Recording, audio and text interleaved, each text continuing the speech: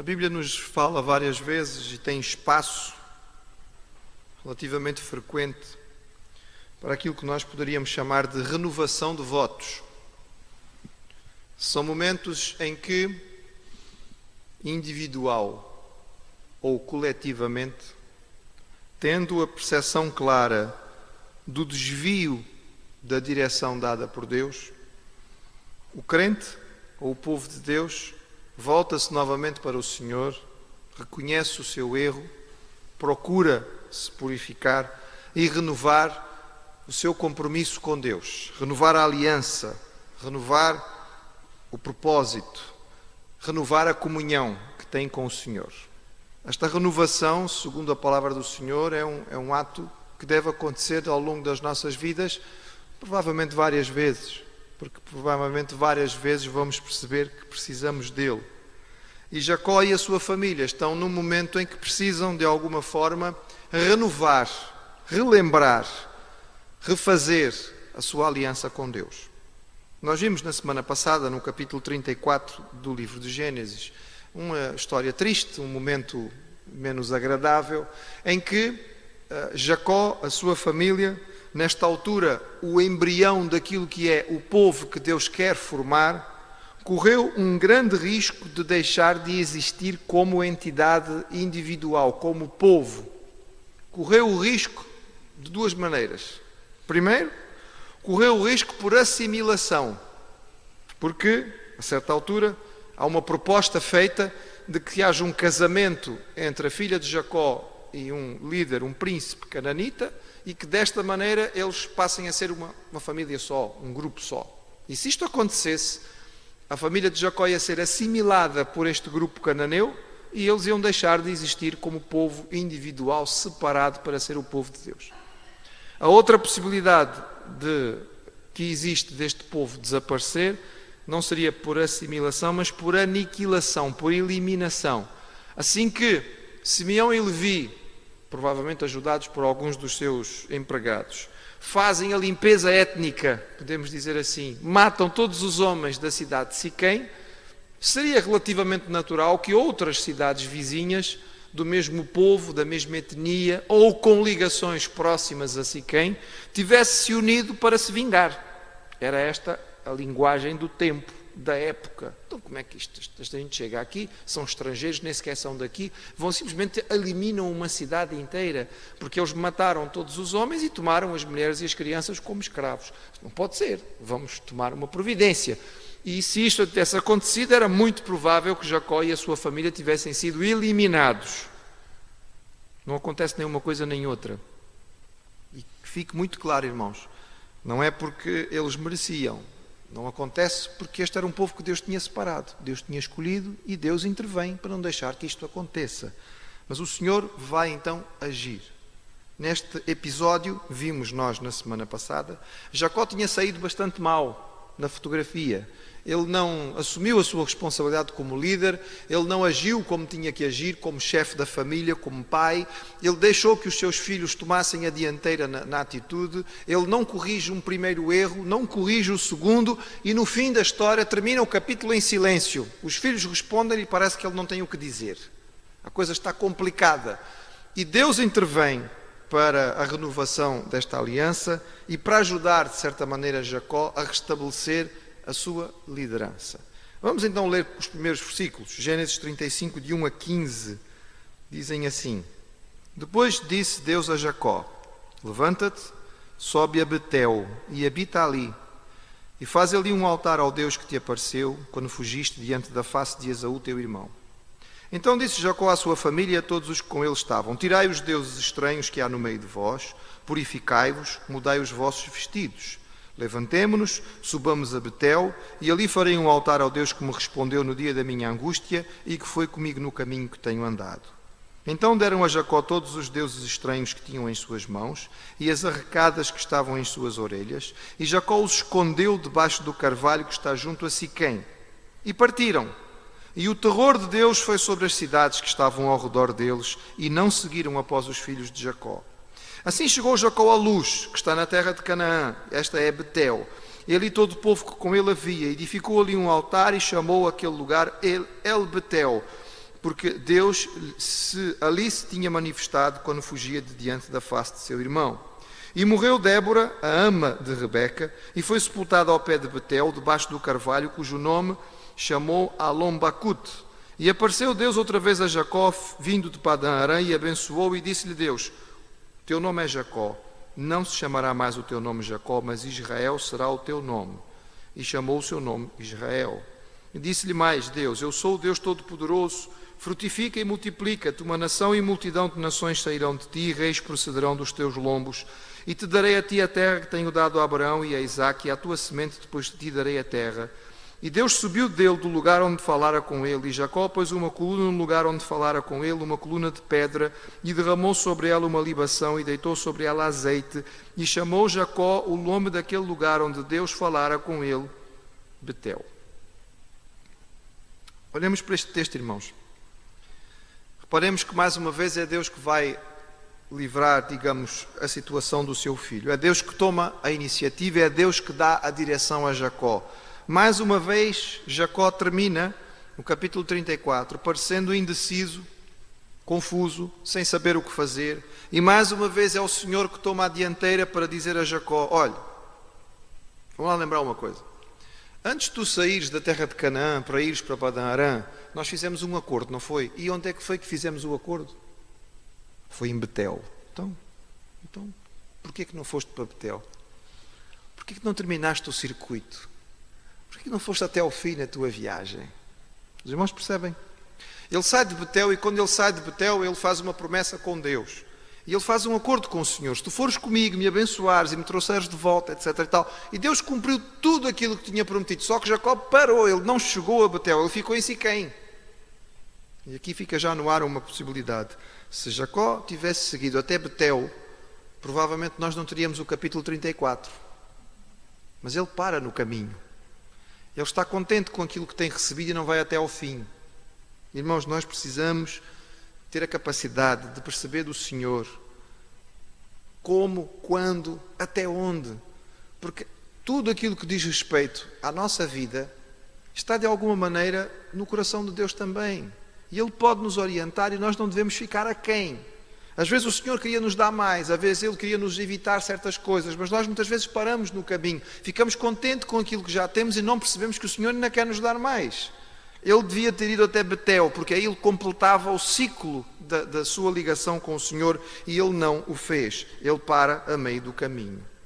É curioso, não sei se os irmãos acham curioso ou não, no versículo 1 deste capítulo 35, Deus explica a razão pela qual Jacó saiu da terra. Eu acho muito interessante este pormenor, irmãos. Deus não trabalha com meias verdades. Ele não pinta a verdade de outra cor para ser mais agradável ou menos constrangedora. Quando Jacó deixa a terra, a família arranja uma maneira da saída dele não ser tão vergonhosa, não é? Porque ele no fundo vai sair porque ele vai fugir de Esaú, mas arranja-se um esquema na família para dizer assim: ele teve que ir embora porque ele tem que arranjar uma esposa lá em Padã-Arã, na família da mãe. Não era essa a verdade. Se fosse essa, eles já podiam ter tomado essa decisão antes. Mas quando Deus fala com Jacó, o Senhor não pinta a coisa de outra cor. O Senhor diz: quando eu te apareci, quando fugiste diante da face de Esaú. O Senhor conhece o nosso coração. Nós podemos até arranjar desculpas e pintar a coisa de outra cor. Nós podemos até dizer ao Senhor: não, eu não fiz isto, ou eu fiz isto por causa disto ou por causa daquilo. Mas o Senhor conhece o fundo do nosso coração e sabe a verdade que existe em nós. Nós não podemos escondê-la do Senhor. E Ele não vai pintá-la de outra cor para ficar mais agradável. Então, o Senhor diz a Jacó o quê? Termina o ciclo. Completa a viagem e vai até Betel. Porque foi lá que nós fizemos o pacto original. E no versículo 2, nós vemos que Jacó sabe exatamente o que tem que fazer para renovar a aliança, o voto, o acordo com Deus. Vejam bem, ele sabe o que fazer. Ele vira para a família e diz assim: tirem os deuses estranhos, purifiquem-se, mudem os vossos vestidos e vamos para Betel. E a pergunta que eu faço aos irmãos é: se ele já sabia que esta era a maneira que tinha que ser feita as coisas, se ele já sabia que era este o procedimento que a família tinha que ter, por que é que ele não fez antes? Porquê é que ele permitiu que a família mantivesse deuses estranhos? Porquê é que ele não levou a família a tomar este ato de acordo com o Senhor ou de renovação da aliança com Deus? Parece que ele tem a informação, ele não precisa que Deus lhe dê instruções.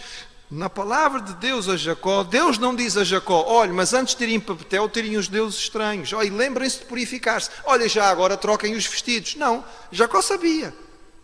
Ele está, na cabeça dele, ele sabe. E aqui faz-nos lembrar, irmãos, sobretudo quando nós gastamos tempo na casa de Deus e na igreja, e às vezes passam-se anos e nós aqui estamos. E se nós fôssemos contabilizar o número de estudos bíblicos, de mensagens que nós já ouvimos, nós podíamos dizer assim, meus irmãos: nós já sabemos tudo. Nós já ouvimos tudo. Não foi falta de ter ouvido. O Jacó também sabia, só que não punha em prática e não fazia. A sensação que os pastores muitas vezes têm, e o pastor Santos provavelmente não me vai contradizer, porque deve ter tido a mesma experiência que todo o pastor tem. Às vezes nós falamos, pregamos, aí vem um pregador de fora. Chega um pregador novo. E ele chega aqui e prega. E nós estamos sentados no banco a ouvir e dizemos: eu já preguei isto pai, umas 10 vezes na igreja. E quando acaba o culto, o crente vem falar connosco: pastor, que mensagem! Espetáculo, este pregador que veio de fora prega tão bem. Isto que ele disse, eu nunca tinha pensado nesta verdade. E nós, pastores, quase batemos com a cabeça na parede e dizemos: mas quantas vezes eu já falei isto aqui na igreja? E parece que o povo não ouve. O Jacó sabia, mas não fez. E é mais estranho ainda o que acontece a seguir. Não sei se os irmãos perceberam, se viram no texto e se isso vos chamou a atenção. O texto diz que eles então foram recolher os deuses estranhos. De onde é que vinham esses deuses estranhos? De onde é que vinham estes ídolos? Porquê é que eles tinham estes ídolos todos? Bem, há algumas especulações e algumas possibilidades, não é? Nós sabemos que havia ídolos entre eles. Primeiro sabemos porque sabemos que Raquel roubou os ídolos do pai. Portanto, pelo menos esses a gente sabe que está lá. Mas, pelos vistos, havia mais. Aqui não são só os de Raquel. O texto dá claramente a entender que havia outros deuses. Será que eles tinham trazido mais deuses quando tinham vindo? Além de Raquel, provavelmente outros da família também tinham trazido deuses daquela região de Padã Arã? É possível. Há quem diga que quando eles entraram em Canaã, adotaram alguns dos deuses da terra. Lembrem-se que falamos na semana passada que tinham-se passado anos em Siquém. Não foram semanas nem meses, foram anos. E era comum, quando um povo ia para uma nova terra, adotar alguns dos deuses da terra, porque lembrem-se, eles pensam que em cada terra há um Deus diferente, e eles têm que respeitar o Deus daquela terra. É possível que tivessem adotado deuses cananitas, é possível. Há também quem diga que estes deuses estranhos tinham sido roubados de Siquém, quando Simeão e Levi tomaram a cidade. Fazia parte do despojo que tinha sido trazido. Sabemos, por exemplo, aqui fala claramente sobre estes brincos que estavam nas orelhas, e esta expressão original dá a ideia de que eram amuletos, que eram usados também pendurados na orelha. Homens e mulheres ambos usavam. A arqueologia já encontrou estas imagens, que eram pequenas figuras de divindades que serviam de amuletos e eram pendurados nas orelhas. Mas é engraçado que Jacó toma tudo isto e os destrói, porque são deuses estranhos, nós não queremos saber deles, certo? Não? Escondeu. Mas não são deuses estranhos. Por que é que ele escondeu? É curioso, irmãos, é muito curioso, porque aqui, pronto, o original ajuda muito. A palavra no original, que aparece neste versículo, é a palavra tamã, no hebraico. E esta palavra era usada para quando se cavava para guardar um tesouro. Ele pega os deuses estranhos, que devem ser tirados do meio do povo para poder purificá-los, e em vez de os destruir, ele os esconde como se fossem um tesouro, debaixo de um carvalho que tinha um significado muito especial, porque o carvalho de Siquém, se os irmãos depois se lembrarem, lá em Gênesis capítulo 12, quando Abraão chega à terra, este é o primeiro lugar onde ele para e ele faz culto ao Senhor, era junto a este carvalho. Os carvalhos tinham sempre um significado espiritual significativo. Este pormenor da história, irmãos, é muito relevante. Muito relevante. Porque eu acho que muitas vezes nós fazemos como o povo fazia aqui. Há coisas que estão erradas na nossa vida, há coisas que nós sabemos que o Senhor não quer, há coisas que nós sabemos que têm que ser retiradas, e nós por vezes até tiramos uma ou outra, mas em vez de as destruir, em vez de acabar com elas na nossa vida, nós parece que as guardamos para um dia de inverno, para servir de consolo passageiro, um dia que as coisas não estejam a correr muito bem. Bem, apesar de tudo, a misericórdia de Deus continua presente. O texto diz que o terror do Senhor os acompanhou e Deus não permitiu que os povos vizinhos se juntassem para atacá-los. Isto é algo extraordinário. É claro que aqui provavelmente havia muito de exagero do que tinha acontecido em Siquém. Eu posso imaginar as histórias sendo contadas, e Simeão e Levi às tantas já são quase que super-homens, que entraram pela cidade de Siquém armados e mataram não sei quantos ao mesmo tempo, e etc, e etc. Fosse como fosse, os povos vizinhos começaram a fazer as contas e disseram, não vale a pena. Este bando que vem com Jacó deixa de ser um bando de criadores de gado e passa a ser um grupo aguerrido de guerreiros invencíveis. É melhor não mexer com eles, deixem-os em paz, e eles vão sossegadinhos até chegar a Betel. Aqui há uma nota, no versículo 18, que parece assim um bocadinho deslocada. Nós não sabemos sequer em termos cronológicos se ela cabe aqui neste local. Fala sobre a morte de Débora, e é muito estranho até pelo seguinte, irmãos, porque nós não lemos em lugar nenhum sobre a morte de Rebeca.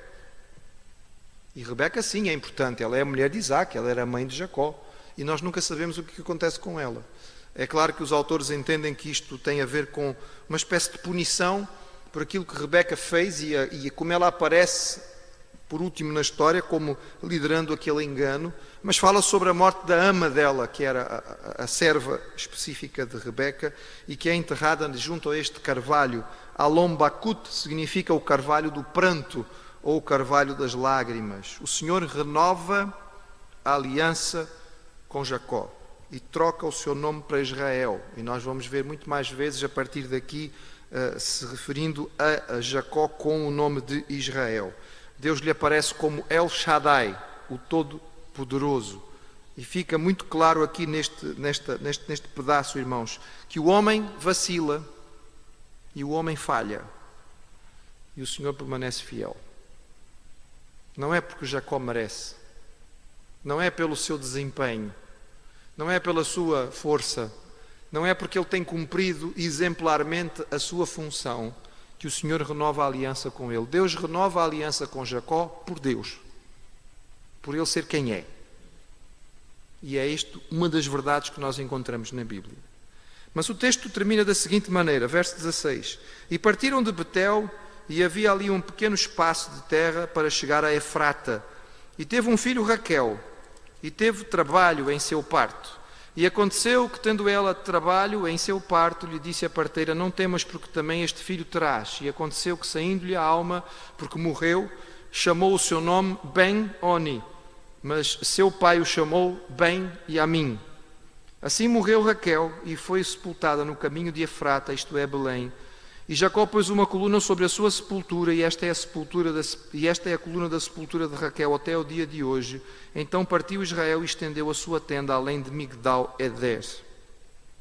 O nascimento do último filho de Jacó tem circunstâncias dramáticas, comuns naquela época. Era comum as mulheres morrerem dando à luz filhos, não era uma coisa nova. Raquel já não era uma mulher nova nesta altura, não teria muita idade, mas já não seria uma jovem, não é? Já seria uma mulher de meia idade quando elas têm este filho. Há aqui uma dupla resposta.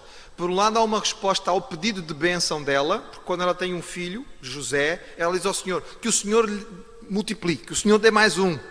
E Deus responde. Ela pediu e Deus respondeu, deu-lhe mais um. Mas também tinha ficado no ar uma maldição. Lembram-se? Capítulo 31. Quando Labão vem perseguir Jacó e diz, roubaram os meus ídolos. E Jacó diz o quê? Eu não roubei nada. Na mão de quem estiver, essa pessoa que morra. E ele não sabia que estava na mão de Raquel. Labão não os encontrou. Mas de alguma maneira fica no ar a palavra. Lembrando sempre, irmãos, cuidado. A palavra é algo muito sério na Bíblia, nós sabemos disto.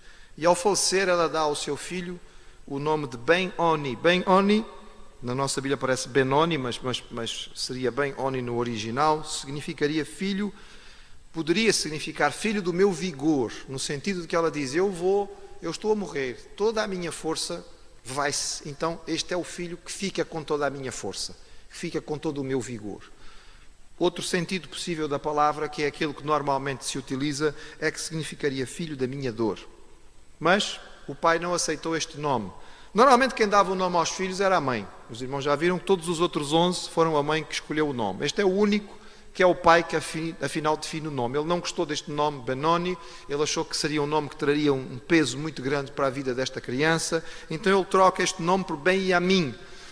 E Ben-Yamin, mais uma vez, tem duplo sentido ou duplas possibilidades. Uma possibilidade mais comum é filho da minha destra.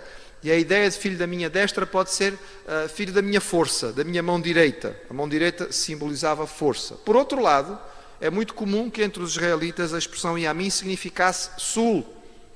Porque é assim, eles identificavam a pessoa virada para o nascer do sol, para leste, para oriente. E quando estamos virados para oriente, quando abrimos as mãos, a mão direita fica para o sul.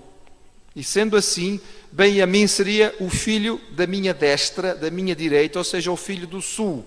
Porquê? Porque todos os outros são do norte. Certo? Todos os outros 11 nasceram em Padã Aram, que ficava lá em cima. Este é o único que nasce cá em baixo. Então, para distinguir, mas o sentido mais usado, porque é o mais bonito, para Benjamim fica este do sentido de filho da minha destra. Atenção, o local exato não é Belém, é Efrata. Efrata é o nome antigo de Belém, mas não é, eles ainda não tinham chegado lá. Eles estavam a caminho. Tanto que as palavras bíblicas que nós encontramos em Jeremias, 1 Samuel e depois é repetida no Novo Testamento, fala em Ramá. Em Ramá se houve pranto, porque é ali que ficava realmente a sepultura de Raquel. Lembrar, irmãos, este pormenor, Raquel não vai ser sepultada junto com Jacó. Na sepultura que foi comprada por Abraão, vai haver 6 sarcófagos. Abraão e Sara, Isaac e Rebeca, Jacó e Lia. E Raquel não está lá. E isto não deixa de ser significativo porque ela acaba por ficar fora, sepultada no outro lado, apesar de ter sido a esposa do coração de Jacó. O capítulo termina nos mostrando que, quando o pai não assume a responsabilidade da liderança da sua família, é muito provável que isto cause uma série de problemas e dificuldades. Nós vemos que Jacó não tem assumido a liderança que ele devia assumir. É natural que os filhos, à medida que crescem, comecem a querer sacudir a força, o domínio do pai ou a liderança do pai e comecem a se impor. Ele tem 12 filhos homens. É natural que entre os mais velhos comece a haver competição. Simeão e Levi já tinham posto, digamos, o pezinho de fora. Já tinham tentado mostrar que, afinal de contas, queriam ter uma posição de destaque na família. Eles fazem isto no capítulo 34, quando eles assumem algo que tinha que ter sido feito por Jacó, que é dar a resposta ao povo de Siquém. Escolheram a pior forma de o fazer. Mas a verdade é que, ao fazê-lo, eles assumem uma liderança, eles assumem a responsabilidade da vingança, que era a responsabilidade de Jacó, e ao fazê-lo, eles, de certo modo, dizem, nós somos os líderes da família. Mas eles não são os filhos mais velhos. É o segundo e o terceiro. Logo, o primeiro vai, de certo modo, responder a esta situação, dizendo, não, quem manda aqui sou eu, porque eu sou o mais velho. Também escolhe uma maneira errada de o fazer. Diz o texto, versículo 22. E aconteceu que, habitando Israel naquela terra, foi Ruben e deitou-se com Bila, concubina de seu pai, e Israel soube-o. E eram 12 os filhos de Jacó, os filhos de Leia, Ruben, o primogênito de Jacó, depois Simeão, Levi, Judá, Isacar e Zebulon, os filhos de Raquel, José e Benjamim, os filhos de Bila, serva de Raquel, Dan e Naftali, os filhos de Zilpa, serva de Leia, Gad e Aser. Estes são os filhos de Jacó que lhe nasceram em Padã Aram. E Jacó veio a seu pai Isaque, a Manré, a Kiriat Arba, que é Hebron, onde peregrinaram Abraão e Isaque. E foram os dias de Isaque 180 anos. Isaque expirou e morreu e foi recolhido aos seus povos, velho e farto de dias, e Esaú e Jacó, seus filhos, o sepultaram. O ato de Rúben tem dois sentidos. Por um lado, ele está agindo como se fosse o herdeiro e está forçando a posição de herdeiro principal. Ao deitar-se com a concubina do seu pai, ele está dizendo: eu sou o maioral aqui. Se os irmãos se lembrarem, há um episódio semelhante que vai acontecer na história de Davi. Quando Absalão vai tentar derrubar Davi, ele chega à cidade de Jerusalém e encontra as concubinas de Davi tomando conta do palácio. E ele toma as concubinas do seu pai e vai para o terraço, para que todo o povo saiba que ele se deitou com elas. Porque desta maneira ele está dizendo: olha, aqui mando eu.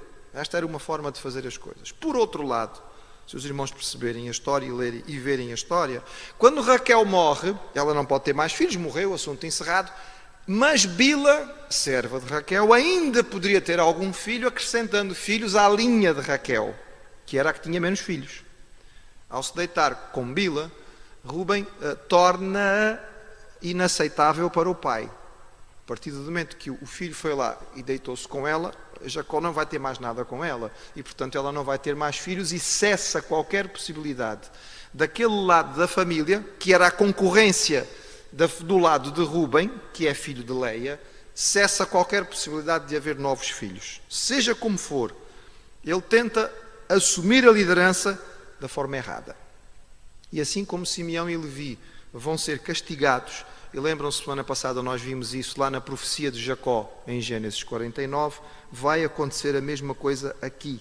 Em Gênesis 49, portanto é um bocadinho mais à frente, os irmãos encontram a profecia de Jacó e o que ele diz a respeito do seu filho mais velho, Rúben, é o seguinte. Verso 3: Rúben, tu és meu primogênito, minha força e o princípio do meu vigor, o mais excelente em alteza, o mais excelente em poder. Inconstante como a água, não serás o mais excelente, porquanto subiste ao leito do teu pai, então o contaminaste, subiu à minha cama. Ou seja, há formas certas e erradas de assumir a liderança. Forçar nunca será a forma certa. E Rúben perde a liderança, ele perde a sua posição de primogênito, e nós já vimos que em 12 filhos, o primeiro, o segundo e o terceiro perderam a liderança.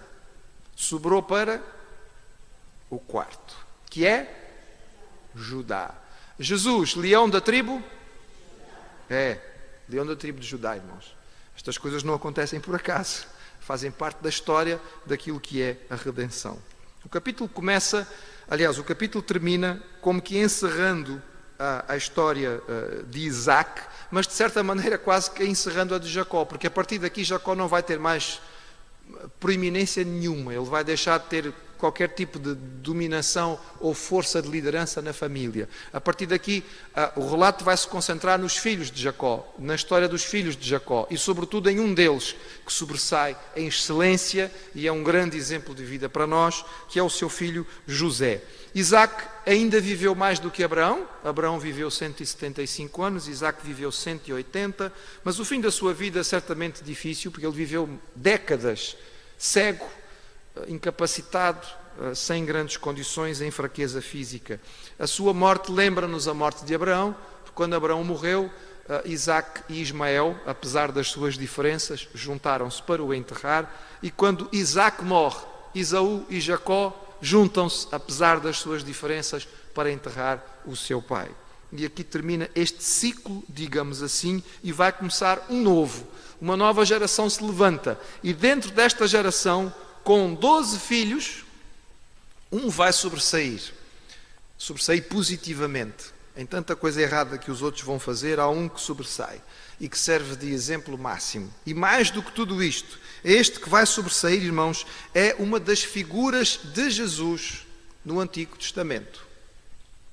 Assim como nós já encontramos, pelo menos uma figura muito clara de Cristo no Antigo Testamento, no livro de Gênesis, e encontramos esta figura logo no início, e falamos dela na altura, que é a arca. Qual arca? De Noé. A arca de Noé é uma figura de Jesus, é o meio de salvação. Vamos encontrar aqui outra figura de Jesus no Antigo Testamento, é a figura de José. E há muitas, muitas semelhanças, e é um exemplo marcante para a vida de todos nós, a vida de José, não só para os jovens. Mas chegaremos lá, se Deus quiser, e nos der vida e saúde, na próxima semana.